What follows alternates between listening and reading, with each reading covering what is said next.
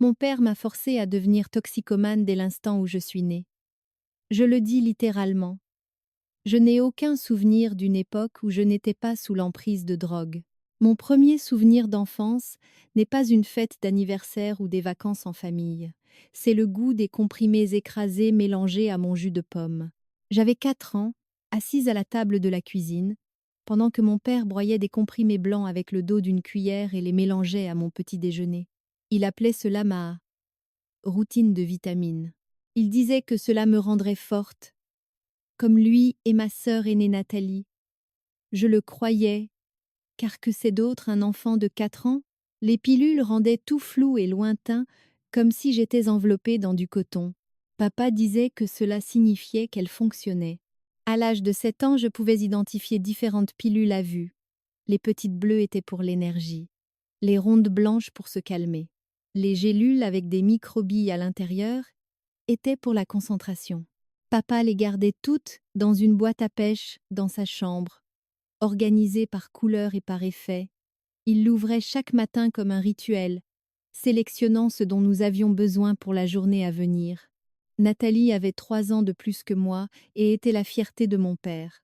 Elle suivait la routine de vitamines depuis l'âge de 2 ans, et à 10 ans, elle pouvait avaler des pilules à sec, sans eau. Papa s'en vantait auprès de quiconque voulait l'entendre. Ma fille peut supporter des doses qui mettraient des hommes adultes à terre, disait-il avec cette fierté tordue dans la voix. Elle ne se plaint jamais, n'est jamais malade, elle prend juste ce dont elle a besoin et continue d'avancer. Je voulais tellement cette approbation. Je voulais que papa me regarde comme il regardait Nathalie, avec ce sourire satisfait, comme s'il avait créé quelque chose de parfait.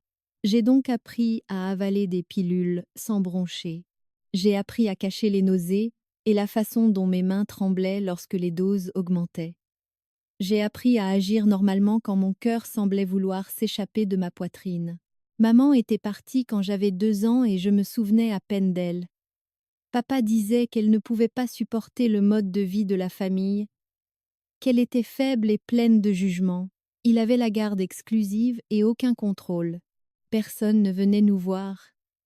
Personne ne posait de questions.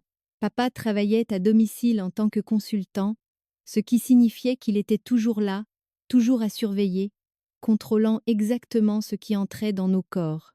Les enfants du quartier pensaient que nous étions bizarres.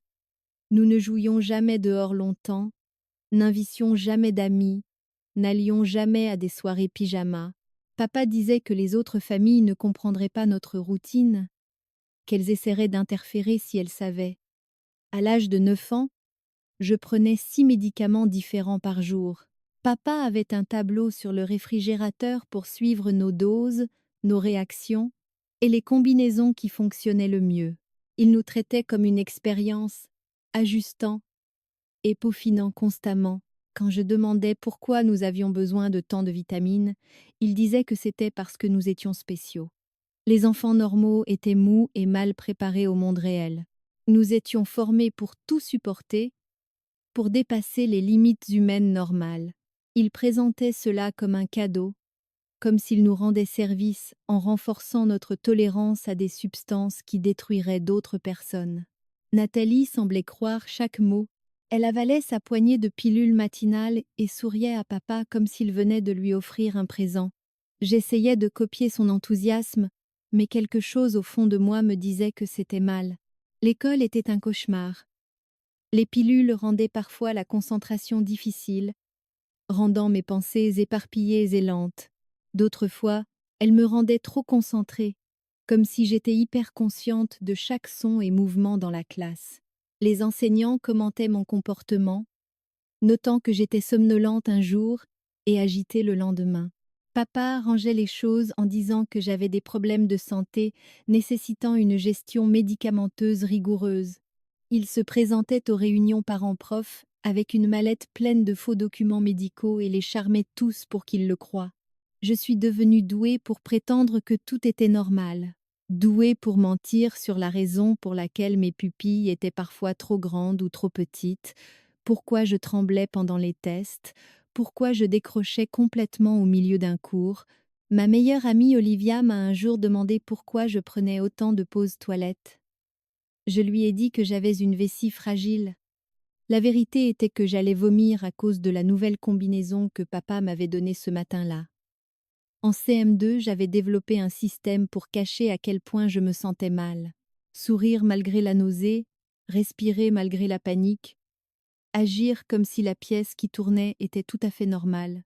Nathalie a commencé à avoir des problèmes quand elle a eu 14 ans. Elle se réveillait avec des saignements de nez qui ne s'arrêtaient pas. Ses mains tremblaient tellement qu'elle ne pouvait plus tenir un crayon. Elle a perdu 7 kilos en 2 mois parce qu'elle ne gardait rien. La réponse de papa a été d'ajuster son calendrier de médicaments, ajoutant de nouvelles pilules pour contrer les effets secondaires des anciennes. Il appelait cela un recalibrage. Moi, j'appelais cela regarder ma sœur s'effondrer lentement. Elle errait dans la maison comme un fantôme, sa peau prenant une teinte grisâtre qui la faisait paraître à moitié morte. J'ai supplié papa de l'emmener chez un vrai médecin, mais il disait que les médecins surréagiraient et essaieraient de nous enlever. Il disait que le système était conçu pour détruire les familles comme la nôtre, qui comprenaient que la force exigeait des sacrifices. À 12 ans, je commençais à réaliser que ce que papa appelait des vitamines étaient en fait des médicaments sur ordonnance volés ou achetés illégalement. Dieu seul sait quoi d'autre. J'en avais vu assez pour savoir que ce n'était pas normal, pas sûr, pas ce que faisaient les autres familles. Mais parler signifierait tout risquer. Risquer la colère de papa, qui pouvait être terrifiante. La nuit où tout a changé, Nathalie s'est effondrée dans la salle de bain. Je l'ai trouvée sur le carrelage, inconsciente, de la mousse sortant de sa bouche. Son corps était secoué de spasmes d'une manière qui m'a glacé le sang. J'ai hurlé pour appeler papa, qui est arrivé en courant et a immédiatement commencé à essayer de limiter les dégâts au lieu d'appeler le 15. Il l'a portée jusqu'à son lit, l'a calée, a essayé de lui forcer à boire de l'eau. Je me tenais dans l'encadrement de la porte, regardant ce cauchemar se dérouler. Mes mains tremblaient si fort que je pouvais à peine tenir mon téléphone. Appelle une ambulance. Ai-je supplié? Elle a besoin d'aide. Elle ira bien, a dit papa sans me regarder. Elle a juste besoin de dormir. Cela arrive parfois quand on renforce la tolérance. Elle ne respire pas bien. Je pleurais maintenant, la voix brisée. S'il te plaît, papa. S'il te plaît. Appelle quelqu'un. Il m'a finalement regardé, et l'expression sur son visage était quelque chose que je n'avais jamais vu auparavant. Un pur calcul froid. Si nous appelons les secours, ils vous emmèneront toutes les deux. Ils détruiront tout ce que nous avons construit. Est-ce ce que tu veux? J'ai appelé les secours depuis ma chambre pendant que papa se concentrait sur Nathalie. Mes mains tremblaient si fort que je pouvais à peine composer le numéro, mais j'ai réussi à bafouiller notre adresse et à dire que ma sœur avait besoin d'aide. L'opératrice est restée en ligne, posant des questions auxquelles je pouvais à peine répondre. Qu'a-t-elle pris? Quelle quantité? Depuis combien de temps? Je ne savais pas. Je n'avais jamais su exactement ce que papa nous donnait. Je savais juste que ma sœur était en train de mourir et que mon père s'inquiétait plus de se faire prendre que de lui sauver la vie. Les sirènes ont semblé mettre une éternité à arriver. Quand les ambulanciers ont forcé l'entrée de notre maison, le comportement de papa a changé du tout au tout. Il est devenu le père inquiet, se tordant les mains et expliquant que Nathalie avait forcé son armoire à pharmacie sans permission, qu'elle souffrait de dépression et qu'elle avait dû en prendre trop. Les ambulanciers se concentraient sur le sauvetage de Nathalie, pas sur son histoire. Ils l'ont chargée sur un brancard, installant des perfusions et de l'oxygène, lançant des termes médicaux que je ne comprenais pas. J'ai essayé de monter dans l'ambulance avec elle, mais papa m'a retenue. « Tu restes ici avec moi », a-t-il dit doucement, sa poigne sur mon bras assez serrée pour me faire des bleus. Nous devons discuter. Dès que l'ambulance est partie, le masque de papa est tombé. Qu'est-ce que tu leur as dit? Sa voix était d'un calme mortel. Je leur ai dit qu'elle avait besoin d'aide. Est-ce que tu leur as parlé de la routine? De nos vitamines? J'ai hésité trop longtemps. Et il a lu la réponse sur mon visage. Il m'a traîné à l'intérieur et est allé directement dans sa chambre. sortant la boîte à pêche remplie de pilules. Il a commencé à en jeter des poignées dans le broyeur d'évier, à en vider d'autres dans les toilettes, effaçant les preuves aussi vite qu'il le pouvait. Puis, il s'est tourné vers moi avec une expression qui m'a glacé le sang. Si quelqu'un demande, nous n'avons pas de routine médicamenteuse.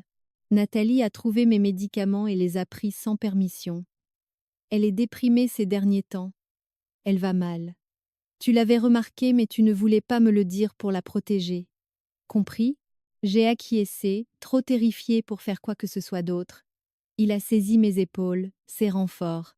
Je t'ai protégée toute ta vie. Je t'ai donné des avantages que les autres enfants n'ont pas. Ne gâche pas tout ça en parlant aux mauvaises personnes. Ils nous sépareront. Ils te mettront en famille d'accueil, là où de vraies mauvaises choses arrivent. C'est ta famille, ta seule famille. À l'hôpital, Nathalie est restée en réanimation pendant 3 jours. Les médecins posaient des questions. Beaucoup de questions. Quels médicaments prenait-elle? Avait-elle des antécédents d'abus de substances? Y avait-il eu des signes avant-coureurs? Papa a parfaitement monté son histoire. Nathalie était déprimée après une rupture. Elle avait trouvé ses anxiolytiques et en avait trop pris. Il se blâmait de n'avoir pas bien verrouillé ses ordonnances, de n'avoir pas vu à quel point elle souffrait. Les médecins semblaient le croire. Ils étaient plus concentrés sur le traitement de l'overdose de Nathalie que sur l'enquête sur les causes. Mais il y avait une infirmière, Éléanore, qui me regardait différemment. Elle remarquait des détails. La façon dont je tressaillais quand papa me touchait, comment je refusais de croiser son regard, les légers tremblements dans mes mains que je ne pouvais pas tout à fait contrôler. Elle m'a prise à part un après-midi alors que papa était à la cafétéria. « Ma puce, est-ce que ça va à la maison ?» Sa voix était douce, inquiète. J'ai hoché la tête machinalement. « Je vais bien. Tu n'as pas l'air d'aller bien. Tu as l'air de traverser quelque chose de difficile. Ton père te donne-t-il quelque chose? Des médicaments ?» La question est restée suspendue entre nous. C'était ma chance, mon unique opportunité de dire la vérité à quelqu'un, d'échapper au cauchemar qu'était devenu ma vie, mais j'ai repensé à ce que papa avait dit sur les familles d'accueil, sur la perte de la seule famille que j'avais, sur Nathalie qui aurait besoin de moi à son réveil. J'ai secoué la tête. Non, il ne me donne rien. Je suis juste inquiète pour ma sœur. Eleanor n'avait pas l'air convaincue, mais elle ne pouvait pas me forcer à parler. Elle m'a donné sa carte avec son numéro personnel écrit au dos. Si jamais tu as besoin d'aide, appelle-moi. De jour comme de nuit. J'ai pris la carte et l'ai enfoncée profondément dans ma poche, sachant que je ne l'utiliserai jamais. Nathalie s'est réveillée le 4e jour. La première chose qu'elle a faite a été de chercher papa.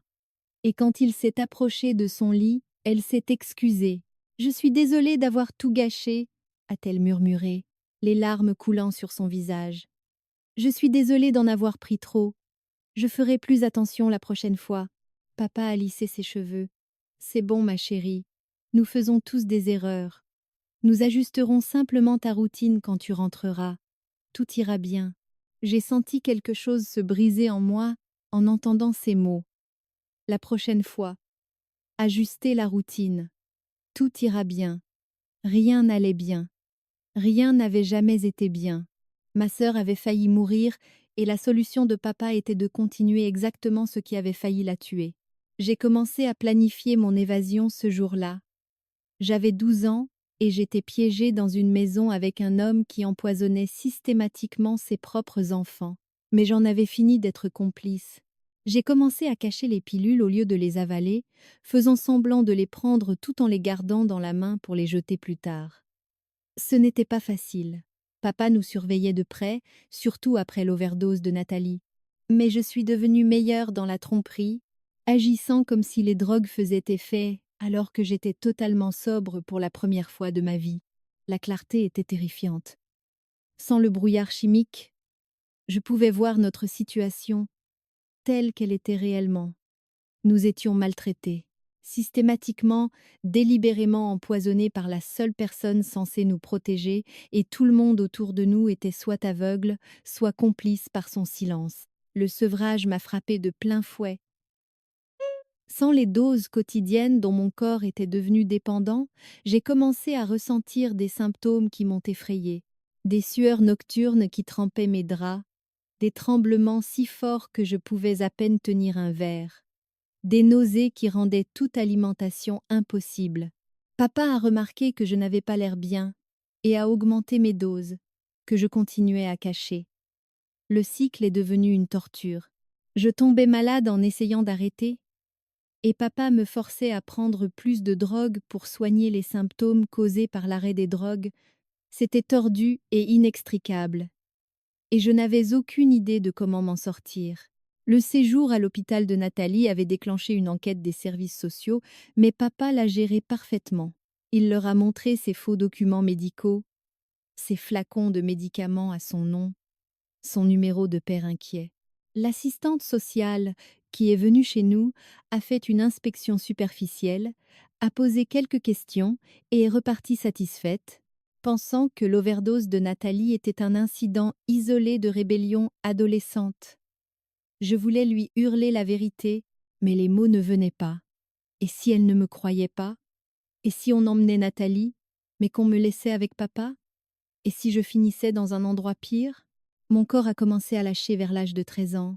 Je me réveillais avec le cœur battant si vite que je pensais mourir.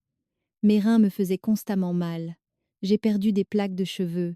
Mes mains tremblaient tout le temps maintenant, pas seulement en période de sevrage. J'étais coincée entre deux choix impossibles. Continuer à prendre les drogues et les laisser me détruire, ou arrêter de les prendre et risquer que papa s'en aperçoive. J'ai choisi une voie médiane, prendre juste assez pour que papa ne se doute de rien, mais pas assez pour maintenir la tolérance que j'avais construite. Cela signifiait être malade tout le temps, coincé dans un sevrage partiel perpétuel, mais cela signifiait aussi que j'avais les idées assez claires pour commencer à documenter ce qui se passait. J'ai volé le téléphone de papa une nuit pendant qu'il dormait et j'ai tout photographié dans la boîte à pêche. Chaque flacon, chaque étiquette, chaque instruction de dosage écrite de sa main soignée. J'ai envoyé les photos à une adresse e-mail que j'avais créée à la bibliothèque, une adresse qu'il ne connaissait pas. Puis j'ai commencé à enregistrer les conversations, papa expliquant à Nathalie pourquoi elle devait augmenter sa dose. Papa parlant au téléphone de l'endroit où il se procurait les médicaments. Papa détaillant ses théories sur la construction d'une tolérance surhumaine grâce à une gestion chimique minutieuse. Les preuves que je collectais étaient accablantes, mais je n'avais toujours aucune idée de quoi en faire.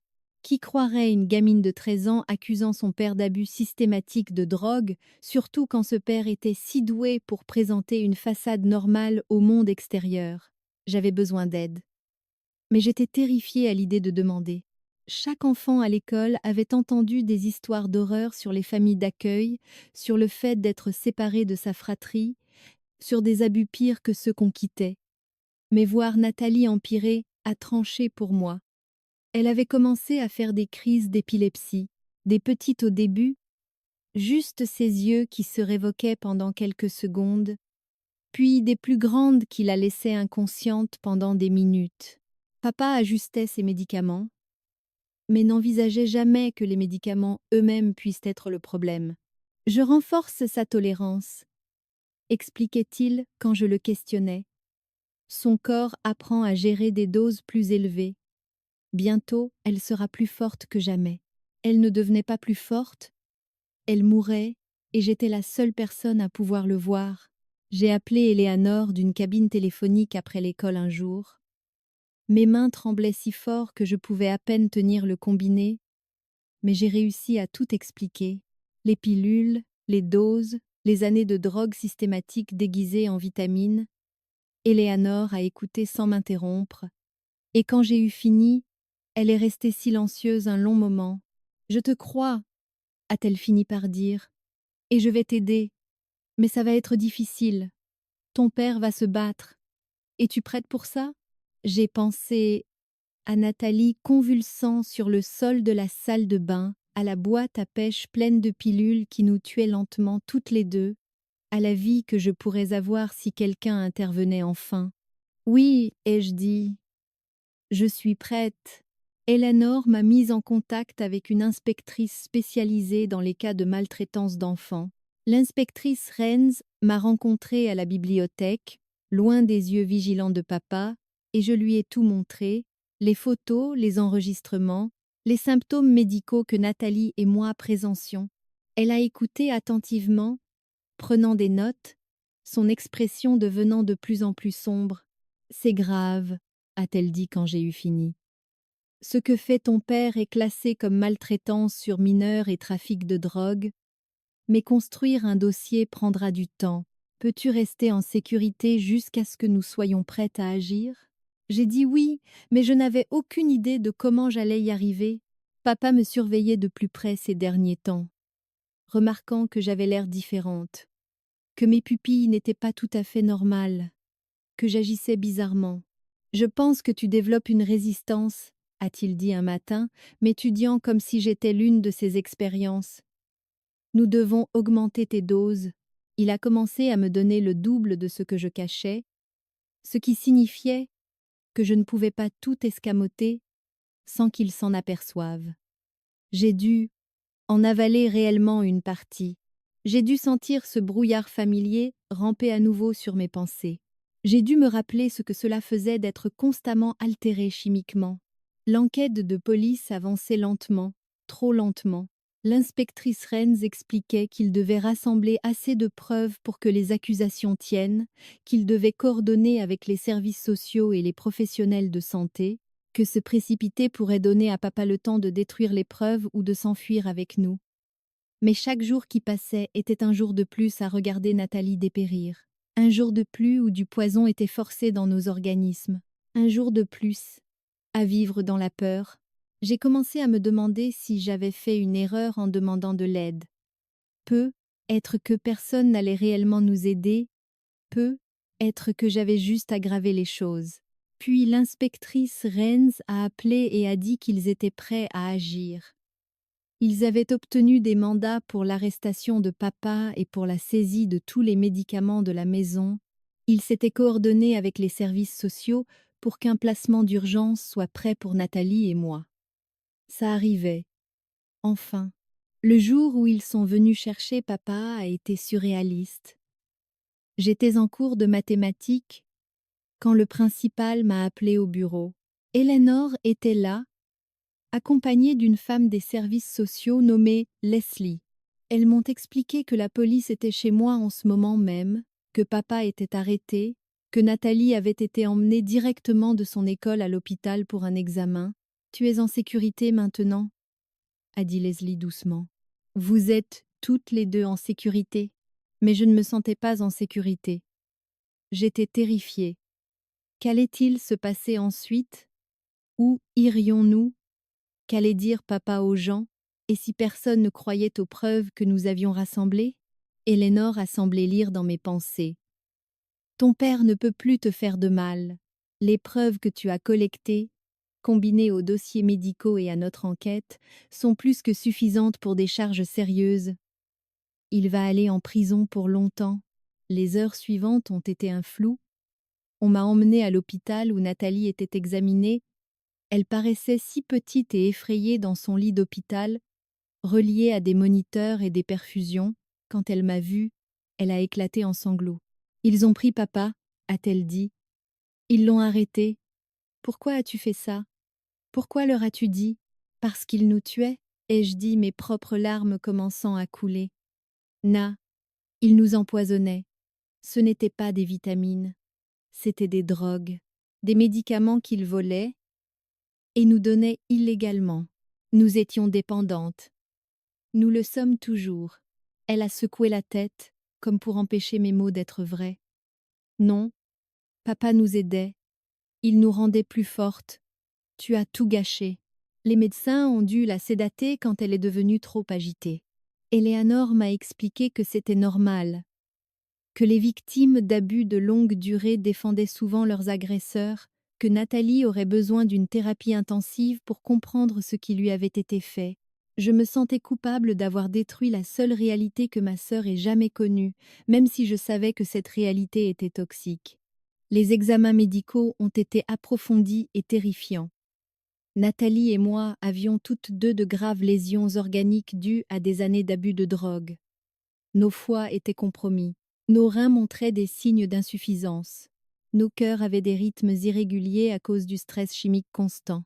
Les médecins étaient stupéfaits que nous soyons encore en vie, que nos corps aient résisté à des années d'empoisonnement systématique qui auraient tué des adultes. Vous aurez toutes les deux besoin de soins médicaux continus, a expliqué le médecin-chef. Peut être pour le reste de votre vie. Les dommages pourraient être permanents ou s'améliorer avec le temps et le traitement. Nous devrons attendre et voir. J'avais 13 ans et on me disait que mon père avait potentiellement détruit mon corps de manière irréparable. La rage que je ressentais était écrasante. Comment pouvait-il nous faire ça? Comment pouvait-il se convaincre qu'il nous aidait alors qu'il nous tuait réellement? L'évaluation psychiatrique a été presque pire que l'évaluation physique. Une thérapeute nommée Dr. Way s'est assise avec moi pendant des heures, me posant des questions sur mon enfance, ma relation avec papa, ma compréhension de ce qui m'avait été fait. Quand j'ai décrit la routine des pilules, la boîte à pêche, les théories de papa sur la tolérance, elle a dû s'excuser et sortir. J'ai vu des larmes dans ses yeux quand elle est revenue. Je suis tellement désolée que cela t'arrive, a-t-elle dit. Ce que ton père a fait était de la maltraitance, une maltraitance systématique sévère. Rien de tout cela n'est de ta faute, et tu as été incroyablement courageuse de parler. Mais je ne me sentais pas courageuse. Je me sentais brisée. Je me sentais coupable d'avoir brisé notre famille, même si je savais logiquement que papa nous avait brisés bien avant que j'appelle la police. J'étais en colère contre un monde qui avait laissé faire ça, qui avait raté chaque signe, qui avait échoué à protéger 2 enfants maltraités à la vue de tous. Le procès de papa a été un cirque médiatique. Les informations locales se sont emparées de l'histoire. Un père accusé d'avoir systématiquement drogué ses enfants pendant plus d'une décennie. Des gens que je n'avais jamais rencontrés avaient des avis sur notre cas. Certains défendaient papa, disant qu'il avait essayé de soigner les problèmes médicaux de ses enfants et qu'il avait fait des erreurs. D'autres demandaient la peine de mort. J'essayais de ne pas lire les commentaires, mais parfois je ne pouvais pas m'en empêcher. Les choses que les gens disaient sur nous, sur Nathalie et moi, étaient d'une cruauté sans nom. Certains suggéraient que nous mentions pour attirer l'attention. D'autres disaient que nous devions être des enfants terribles pour avoir poussé notre père à de telles mesures extrêmes. L'accusation a monté son dossier avec soin. Ils ont fait venir des experts médicaux qui ont témoigné sur les dommages causés à nos organes. Ils ont présenté les preuves que j'avais collectées, les photos et les enregistrements qui montraient l'abus systématique. Ils ont interrogé des voisins qui se souvenaient de détails bizarres sur notre famille, des enseignants qui avaient remarqué des signes inquiétants. La défense a essayé de dépeindre papa comme un père célibataire dévoué qui avait fait des erreurs de jugement en essayant d'aider ses enfants mentalement instables. Ils ont produit de faux dossiers médicaux montrant que Nathalie et moi avions été diagnostiqués avec diverses maladies nécessitant des médicaments. Ils ont fait venir des témoins de moralité qui ont affirmé quel homme bon papa était, à quel point il s'impliquait dans nos vies, à quel point il était dédié à notre bien-être. J'ai dû témoigner, j'ai dû m'asseoir dans cette salle d'audience et décrire chaque détail de nos abus pendant que papa me fixait avec une expression que je ne pouvais pas déchiffrer. Trahison, colère, douleur, je ne savais plus. Il était devenu si doué pour porter des masques que je ne savais pas si j'avais jamais vu son vrai visage. Quand j'ai décrit la découverte de Nathalie convulsant sur le sol de la salle de bain, plusieurs jurés ont semblé malades. Quand j'ai expliqué comment j'avais caché des pilules et fait semblant de les prendre, l'avocat de papa a essayé de transformer cela en preuve que j'étais trompeuse et peu fiable. Le jury a délibéré pendant 2 jours. Quand ils sont revenus avec des verdicts de culpabilité sur tous les chefs d'accusation, j'ai ressenti un soulagement et une dévastation égaux. Papa a été condamné à 25 ans de prison. J'avais 13 ans et mon père serait derrière les barreaux jusqu'à ce que j'en ai 38. Nathalie a fait une dépression nerveuse à l'annonce de la sentence. Elle avait été placée dans un centre de traitement pour son addiction et son traumatisme psychologique, et la nouvelle de la condamnation de papa l'a fait sombrer. Elle refusait de me voir, disait que j'avais détruit notre famille, qu'elle ne me pardonnerait jamais ce que j'avais fait. Eleanor m'assurait que c'était temporaire, qu'avec le traitement, Nathalie finirait par comprendre que j'avais sauvé nos 2 vies, mais les mois passaient et ma sœur ne me parlait toujours pas. J'ai été placée dans une famille d'accueil, les Kowalski, qui se spécialisaient dans l'accueil d'enfants ayant subi des traumatismes médicaux. Ils étaient gentils et patients, mais je ne pouvais pas me défaire du sentiment que je n'appartenais plus à nulle part. Je n'étais plus la personne que j'étais quand papa contrôlait chaque molécule de mon corps, mais je ne savais pas qui j'étais sans cela non plus. Le sevrage après des années d'abus de drogue a été brutal. Même si les médecins le géraient avec une surveillance rigoureuse, mon corps s'est révolté. Des mois de sueur, de tremblements, de nausées, d'insomnie et de crises de panique qui ressemblaient à la mort. Les Kowalski m'ont soutenue à travers le pire, sans jamais juger, sans jamais exiger que je sois autre chose que ce que j'étais, une gamine traumatisée essayant de survivre. L'école était impossible au début. J'avais raté tellement de choses à cause des effets des drogues sur ma cognition que j'avais des années de retard scolaire. En plus, tout le monde savait qui j'étais. La fille dont le père l'avait droguée, la fille qui avait envoyé son père en prison. Les enfants chuchotaient quand je passais. Certains étaient compatissants. D'autres pensaient que j'étais un monstre. Je me suis fait une amie, Kin, qui était en famille d'accueil depuis l'âge de 6 ans. Elle ne posait pas de questions sur mon passé. Elle n'avait pas besoin que j'explique quoi que ce soit. Nous existions simplement l'une à côté de l'autre, 2 enfants brisés essayant de comprendre comment être normal. Nathalie a été libérée de son centre après 6 mois.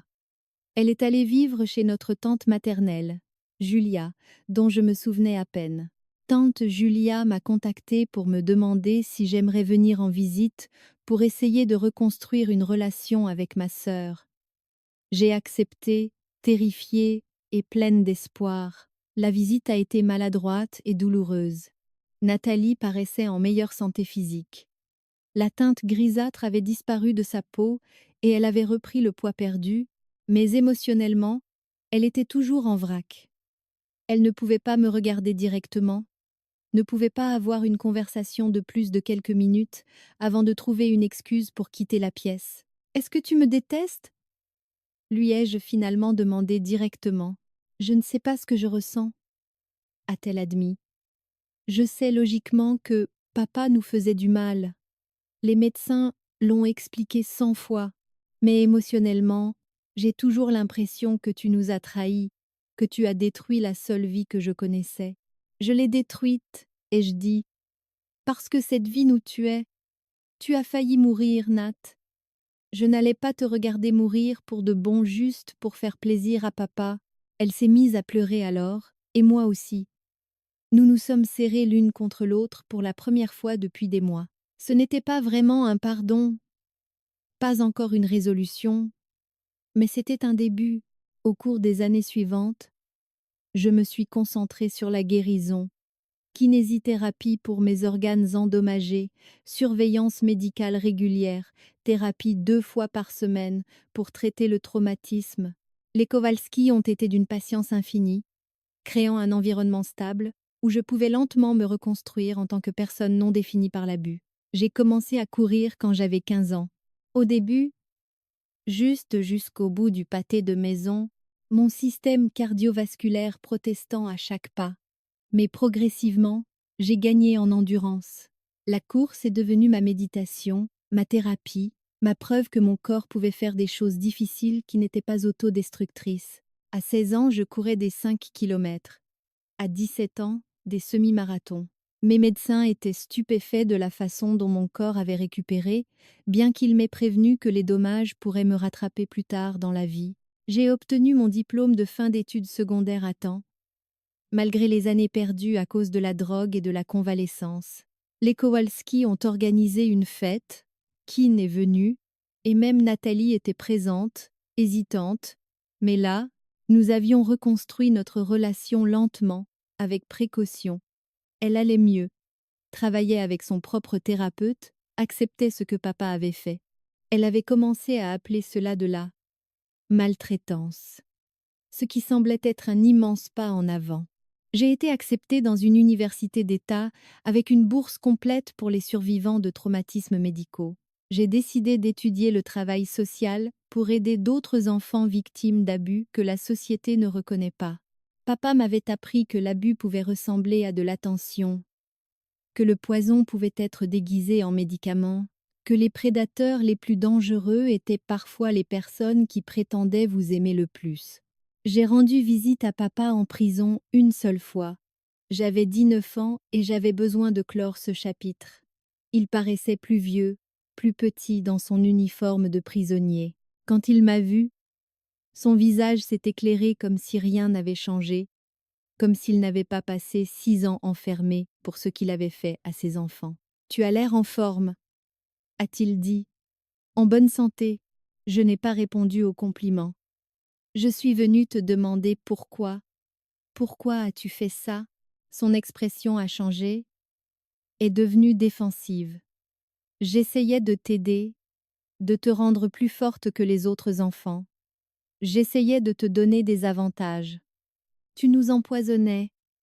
Tu as failli tuer Nathalie. Tu as détruit nos corps. Je renforçais votre tolérance, je vous apprenais à gérer ce que les autres ne pouvaient pas. Ce n'est pas de l'amour, papa. C'est de la maltraitance. Nous ne serons jamais normales.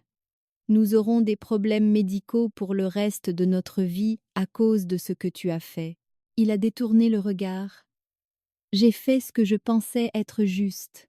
Je vois ça maintenant, ai-je dit, surprise par mon propre calme. Tu le crois vraiment? Tu t'es convaincu que droguer systématiquement tes enfants était d'une certaine manière noble? C'est ça le plus terrifiant. Pas que tu sois un monstre, mais que tu penses avoir été un bon père. Je ne suis plus jamais retournée le voir. Cela ne servait à rien. Il ne reconnaîtrait jamais ce qu'il avait fait, n'admettrait jamais que ses théories étaient folles. Il mourrait en croyant qu'il était la victime d'un système qui ne comprenait pas son génie. Nathalie et moi avons toutes deux lutté contre l'addiction à l'âge adulte. Malgré les années passées à être forcées de prendre des drogues, ou peu, être à cause de cela, nous avons toutes deux combattu des problèmes de toxicomanie dans la vingtaine. Nathalie a rechuté 2 fois, chaque fois de façon presque fatale, avant d'atteindre enfin une sobriété stable à 24 ans. J'ai eu mon propre dérapage, une année où je me suis automédiquée avec l'alcool pour anesthésier les souvenirs. Mais nous avons toutes deux fini par trouver le chemin des groupes de parole, des thérapeutes spécialisés et l'une de l'autre. Nous sommes devenus le système de soutien l'une de l'autre, les 2 seules personnes comprenant vraiment ce que nous avions survécu. J'ai 30 ans aujourd'hui. Papa est toujours en prison pour encore 8 ans. Nathalie est mariée et a une fille qu'elle protège farouchement de tout ce qui ressemble à ce que nous avons vécu. Je travaille comme assistante sociale spécialisée dans les cas d'abus médicaux, utilisant mon histoire pour identifier et arrêter d'autres parents qui déguisent la maltraitance en traitement. Mon corps porte encore les cicatrices. J'ai une maladie rénale qui nécessite une surveillance. Mon foie fonctionne à capacité réduite. Je ne pourrai jamais boire d'alcool sans risquer de graves dommages, mais je suis vivante. Nathalie est vivante. Nous avons brisé le cycle. Quand je donne des conférences dans les écoles et les centres communautaires sur la reconnaissance des abus, je commence toujours de la même manière. Mon père m'a forcée à devenir toxicomane dès l'instant où je suis née. Je le dis littéralement. Et puis, je leur raconte tout, sans rien cacher, parce que la seule façon d'arrêter l'abus qui se cache à la vue de tous est de le traîner à la lumière et de le nommer pour ce qu'il est. Certains parents dans le public sont mal à l'aise, certains sont en colère, mais il y a toujours au moins un enfant qui s'approche de moi après et me dit doucement « Je pense que quelque chose comme ça m'arrive ». Et cela rend chaque souvenir douloureux, chaque témoignage difficile, chaque moment de traumatisme revécu utile. Parce que cet enfant recevra de l'aide. Cet enfant survivra. Cet enfant ne passera pas 13 ans à être lentement empoisonné par la personne censée le protéger. Le cycle se brise un enfant à la fois, et je passerai le reste de ma vie à m'assurer qu'il continue de se briser. Merci d'avoir écouté jusqu'ici. Si vous avez apprécié ce récit, laissez un j'aime, un commentaire et abonnez-vous pour ne pas manquer le prochain.